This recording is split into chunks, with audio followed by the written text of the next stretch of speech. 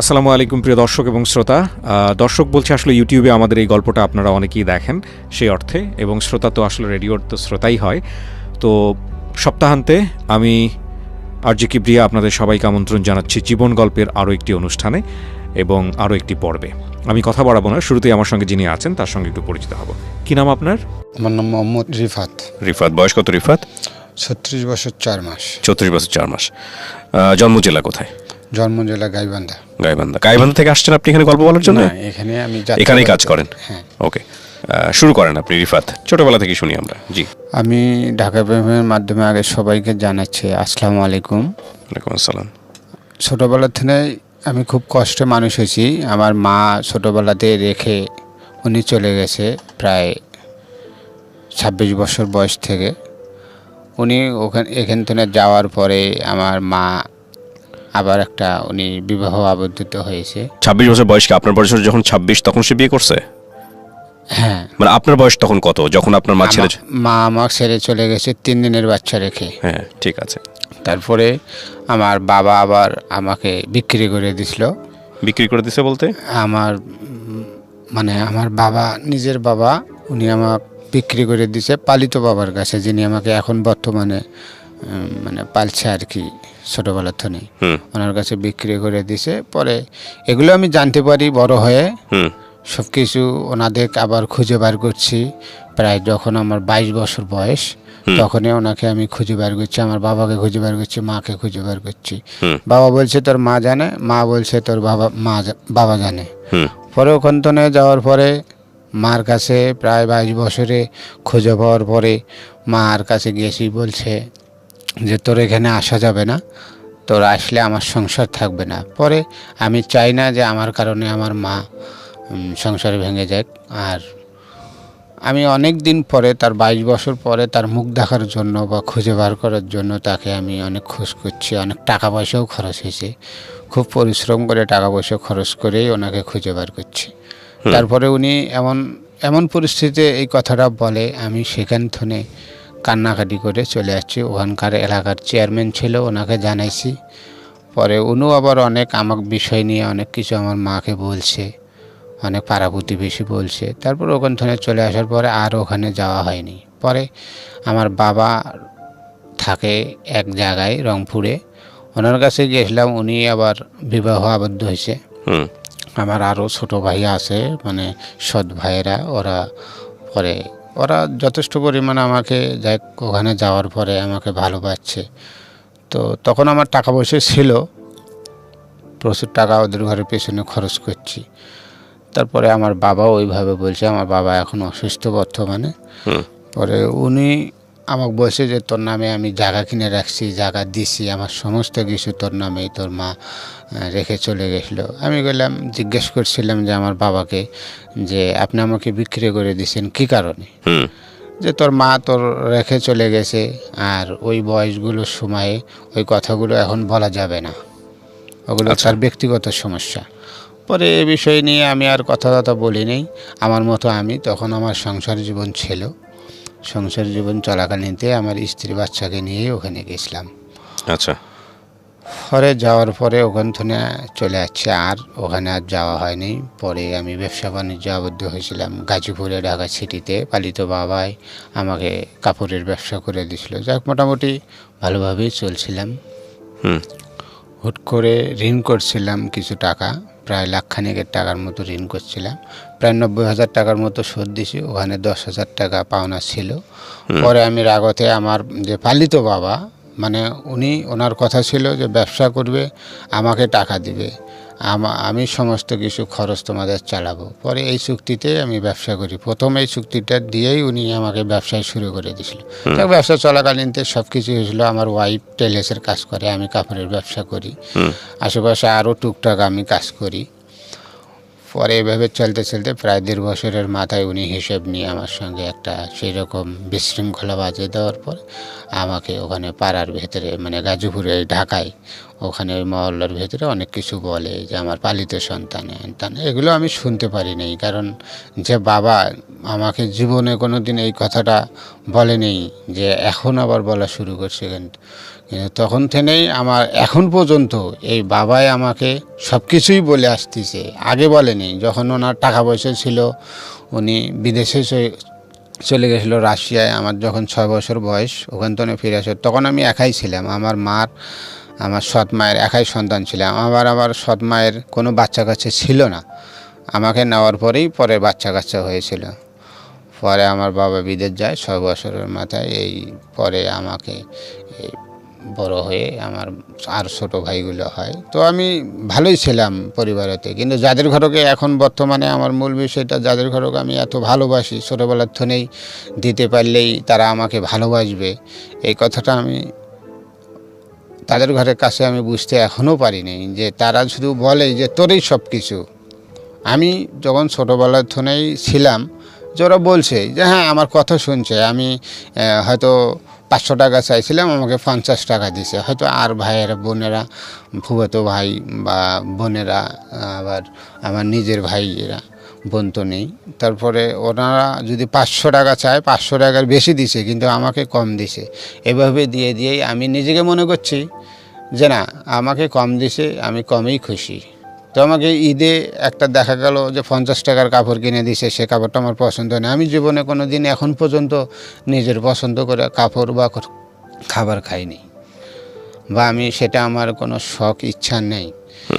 তারপরে হঠাৎ আমার বাবা, আমি গাজীপুর থেকে চলে যাওয়ার পরে আমি আবার গ্রামে যাই।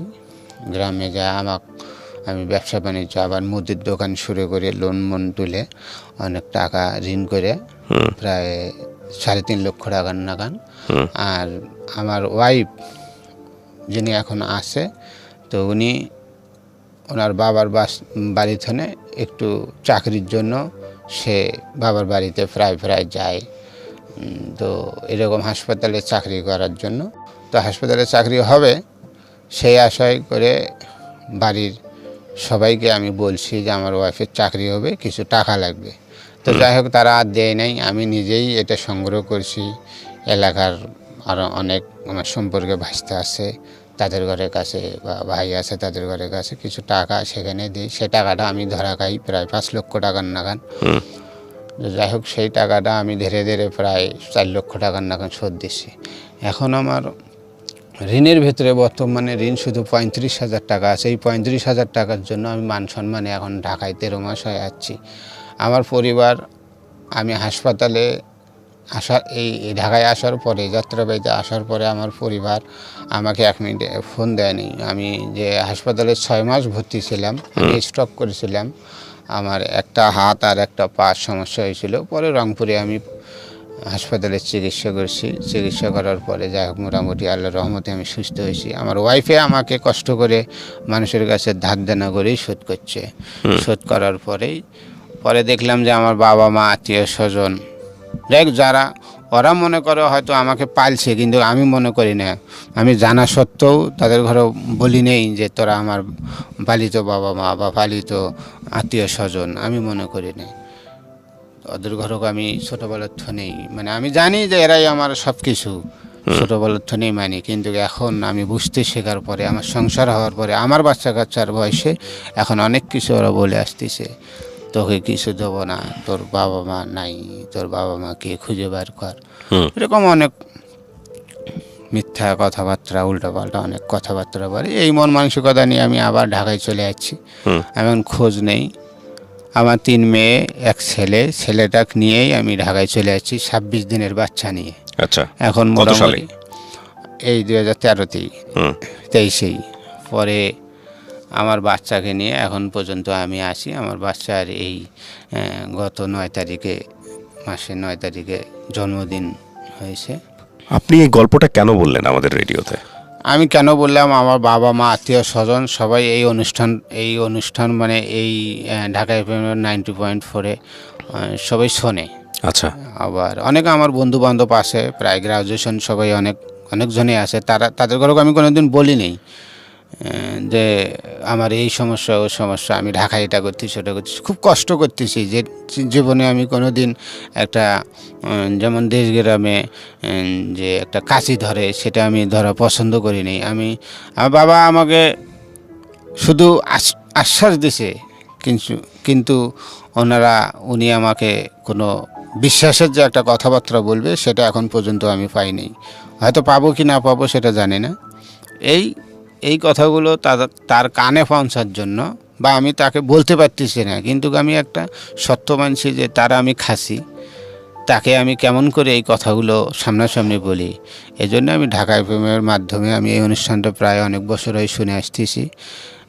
আমি তাদের ঘরে এই কথাবার্তাগুলো, আমার কথাগুলো শোনাতে চাই, যাতে করে তারা শোনার পরে, আমার কথাগুলো শোনার পরে যে বিশ্বাস করুক বা না করুক, কিন্তু আমার পাশে যেন এসে দাঁড়ায়। আমার বাচ্চার আপনি এখন কি করেন মানে? আমি এখন ঢাকায় রিক্সা চালাচ্ছি, এ কথাটাও তারা জানে না।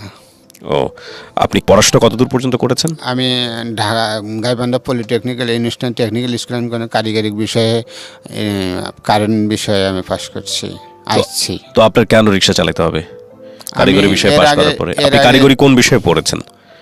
আপনার ইলেকট্রিক্যাল ডিপার্টমেন্ট তো আপনি ইলেকট্রিসিটির কাজ বেছে নেবেন। কাজ করতাম, মানে ওখানে আমার কাজটা করার মানে সময়ে আমি খুব একটা গুরুতর আঘাত পেয়েছিলাম, তারপর থেকে আর করি না। মানে এটা আমাকে ওই পরিশ্রমটা করতে খুব ভয় হয়। ভয় লাগে? হ্যাঁ, আর অনেকেই আমার সঙ্গী, অনেক লোকেই, তার মধ্যে 2জন মারাও গেছে। কি কাজ এটা? এটা হলো ইলেকট্রিক্যালের কাজ, কারেন্ট বিষয়ে। মারা যাবে কেন? আমরা তো অনেক লোকই দেখি যে দুর্দান্তভাবে কাজ করে যাচ্ছে। এখন আমরাও করতে পারি, কিন্তু ওই ভয়টা লাগার পরে আমি আর আপনি আর কাজটা করি ইলেকট্রিসিটি কাজ করেন না? না, কাজ করি না। তারপরে আমি অনেক ব্যবসা বাণিজ্য করছি। ব্যবসা বাণিজ্য করার পরে আমার ক্ষুদ্র একটা সুমতিও ছিল, অনেক টাকা আমি ধরা খাচ্ছি। ধরা খাওয়ার পরে এখন প্রায় আমার 35,000 টাকা ঋণের জন্য ঢাকায় আছি। আমার বাবাকেও বলছিলাম যে আমার 35,000 টাকা শোধ করে দেন। আমি একটা 26 দিনের বাচ্চা নিয়ে, আরও 3টে মেয়ে নিয়ে আমি ঢাকায় এত কষ্ট করছি। আপনার ছেলে মেয়ে কয়জন? 3 মেয়ে 1 ছেলে। ও, ওই ছেলের আসে 3 মেয়ে হয়েছিল। পরে লাস্টে আমি এই ঢাকায় আসার পরে আমার অভাব, মানে এতটা অভাব আমি বোঝাতে পারবো না দর্শককে। আমি খুব কষ্ট করে প্রায় 18 দিনে আমি এক মুঠো চাউল মুড়ি খেয়ে আমি ঢাকায় চলে যাচ্ছি। পরে আর মানে আমি ধৈর্যর সীমা আমার ভাঙে যাওয়ার পরে আমি চলে আসছি, যে প্রয়োজন হলে আমি ঢাকায় ভিক্ষা করে খাবো, আমি ঢাকায় যাবো। তাও আমার এত আত্মীয় স্বজনের ঢাকায় এসে আপনি- আত্মীয় স্বজনের কাছে অনেক অর্থ সম্পদ সবারই আছে, আমাকেও বলে দিছে, কিন্তু এই কথাটা আমি বিশ্বাস করি না। আপনি ঢাকা শহরে আসার পরে রিক্সা চালিয়ে আপনার সংসার কিভাবে, কোথায়, কোন এলাকায় রিক্সা চালান? কত টাকা আয় হয়? যাত্রাবাড়িতে কয় টাকা আয় হয় আপনার? আমি তো প্রায় ভোরে 5টা 6টার সময় বাড়াই, প্রায় 2টা 3টা 4টা পর্যন্ত চালাই। কয় টাকা থাকে? প্রায় ঠিক নাই, কোনোদিন 900 1000 1200 1500 এটা আপনার পকেটে থাকে? হ্যাঁ রিক্সা মানে মালিকের খরচ দিয়ে ঠিয়ে? হ্যাঁ। তার মানে প্রতি মাসে আপনি প্রায় 30 থেকে 35,000 টাকা কামান। না, মাসে তো মানে হয় না। কোনোদিন দেখা গেল যে 7 দিন 10 দিন একটা না গাড়ি চালালে একদিন যেতে মনে হয় না। তখন আর রেস্ট লাগে? হ্যাঁ, একদিন একটা রেস্ট লাগে। প্রায় তাও 25-24 হাজার টাকা মাসিক একটা ইনকাম থাকে। ইনকাম। তো এটা দিয়ে সংসার চালায়, খরচ ইয়ে করে আপনার ঋণ শোধ করা যায় না? ঋণ শোধ হচ্ছে না বলতে, মানে সেরকম একটা সংকটে মরে হচ্ছে যে যদি 30 দিন চালাতে পারতাম তাহলে মোটামুটি হতো। আর আমি যদি 35,000 টাকা এই মতো শোধ দিই, আবার দেশে যায় কী করব? আচ্ছা, এখানে আরেকটা কথা, সেটা হচ্ছে যে আপনার যে এই যে পরিচয়টা পাওয়া গেল যে আপনাকে বিক্রি করে দিয়েছিল ছোটবেলায় আপনার এই পালিত পিতার কাছে, এটাকে আপনি বের করতে পেরেছেন যে কেন হ্যাঁ, বিক্রি আমি করা সব হয়েছে? বের করছি। মানে হয়তো মনে হয় আমার জীবনে অনেক কথাবার্তাই আছে, সব কিছু তো বলাটা সম্ভব না, আমি সংক্ষেপেই বলতেছি। তারা অর্থের জন্য আমাকে বিক্রি করে দিয়েছিল। সে সময় 500 টাকার খুব দাম ছিল। আর আমার পালিত বাবার তখন আমার দেশে বড় চালের গুডাউন দোকান ছিল, অনেক টাকার মালিক উনি, এখনও আছে অনেক টাকার মালিক। উনি আপনার এখন বাবা? গাজীপুরে আছে, যিনি পালছে আমাকে, উনি এখন গাজীপুরে আছে, কলাবাগানের জায়গাও কিনছে। উনি এখন হোমিও বিশেষজ্ঞ ডাক্তার, জার্মান থেকে পাশ করে এখন উনি হোমিও ডাক্তারি করতেছে। তো আপনাকে কিনে নিয়ে উনি আপনার এই জীবনটা কেন হলো তাহলে? উনি তো আপনাকে দেখা ভালো করতে পারতেন। হ্যাঁ, কিন্তু আমি এটা বুঝতে পারতেছি না কেন এরা এরকম করে। খোঁজ নেয়, মাঝে মধ্যে ফোন দেয়, উনি ফোন দেয় না, হয়তো ছোটো ভাই দিয়ে ফোন দেয়, এখন কীরকম আসো, কীরকম আসো না আসো। আর আমি বেশিরভাগ সবসময় সম্মানটাকে বেশি পছন্দ করি। আমার এলাকাতে যদি আমি এখন যাই, দেখা গেল যে আমি ওখানে তো রিক্সা চালাতে পারবো না বা একটা কর্ম করতে পারবো না। আমার পালিত বাবা মার একটু নামধাম আছে, এই একটু সমস্যা। তো আপনার আপন যে বাবা, সে কি স্বীকার গেছে যে এই 500 টাকার জন্য আপনাকে বিক্রি করা হয়েছে? হ্যাঁ, স্বীকার হয়েছে। আর আমি সেটা রেকর্ড করেছিলাম, কিন্তু ফোনটা আমার কিছুদিন পরে হারা যাওয়ার পরে রেকর্ডটা হারিয়ে গেছে। আপনার মাও কি এটা জানতো হ্যাঁ, যে আমার আপনাকে মা- এভাবে বিক্রি করা হচ্ছে? হ্যাঁ হ্যাঁ, আমার মার কাছেও গেছিলাম, উনি আবার অনেক মেজাজ, মানে আসে না এগুলো দেশ গ্রামের ঝগড়া টাইপের মহিলা, সেরকম ওনার কাছে কথাই বলা যায় না। চেয়ারম্যানকে পর্যন্ত উনি হুমকি দিয়েছিল যে আমার ছেলেই না, এক ছেলে আমার মানে না, আমি যেটা ছোটোবেলায় করেই যাচ্ছি সেটা সেখানেই যাবে, ও এখানে আসছে কেন। পরে অনেক ওখানকার মজ্জেন মৌলবি অনেক আত্মীয় স্বজন বা আমার মামারা আসলে তারা বলছে যে ভাগ্নে আসছে অনেক দিন পরে, তুই রাখি যাচ্ছিস, কষ্ট করে রাখি যাচ্ছিস, আর তোর তো সন্তানও নাই, তোর তো এখনও সন্তানও হচ্ছে না, আর তোর এটা নিজের সন্তান যেহেতু হোক। আর যিনি বাবা এখন, মানে আমার মার যে এখন হাজব্যান্ড আছে, উনিও আবার আমাকে মানে নিতে চাইছিল যে তুমি মানে নাও, ও বউ বাচ্চা এখানে নিয়ে এসে এখানেই সংসার করে খাক, আর ওর টাকা দিয়েই তো ওই করবে, কিন্তু তুমি খালি স্বীকার করো যে ও তোমার সন্তান। কিন্তু উনি স্বীকার করে না। কিন্তু আমি খোঁজ, মানে আমার পয়সা প্রায় 26-27 টাকার নাগান আমি খরচ করেছিলাম, করেই ওনাকে আমি খুঁজে বের করছি। এটা ইসলামী শরীয়ত হিসাবে আমি অনেক মৌলানার কাছে শুনছি যে মৃত্যুর আগে মাকে দেখে মরতে হবে, এই কথার ভিত্তি করেই আমি মাকে খুঁজে বের করছি। অনেক ওকে, পয়সা খরচ হয়েছে আমার। আপনার এই গল্পটা আসলে আপনি যেভাবে এখানে বললেন খুব ছন্নছাড়া একটা গল্প, কিন্তু এই গল্পের যদি ভেতরে কেউ ঢুকতে পারেন, ওর জীবনে যা ঘটে গেছে বা ঘটছে সেটা অত্যন্ত হৃদয় বিদারক। কোনো সন্তান যদি জানে তার জীবন দশায় কোনো একটা পর্যায়ে এসে যে আমাকে ছোটোবেলায় বিক্রি করা হয়েছিল অভাবের কারণে এবং সেটার মূল্য ছিল মাত্র 500 টাকা, এবং সেখানে আসলে তার অনুভূতি কী হওয়া উচিত সেটা আসলে গল্পের বলার ধরনের জায়গা থেকে ফুটে ওঠেনি, এটা নিশ্চিতভাবেই বলা যায়। তবে এটাও একটা গল্প, এ ব্যাপারে কোনো সন্দেহ নেই। আমরা অবশ্যই আপনাকে ধন্যবাদ জানাই যে আপনি কিছুটা হলেও মনের কথা এখানে মন খুলে বলেছেন। আমরা জানি না আপনার বাবা মায়ের কানে এই গল্পটা যাবে কিনা, যেভাবে বিচ্ছিন্নভাবে আপনি এখানে বলেছেন, তবে আমরা নিশ্চয়ই চাইবো যে কোনো সন্তানের জীবন যেন এরকম না হয়।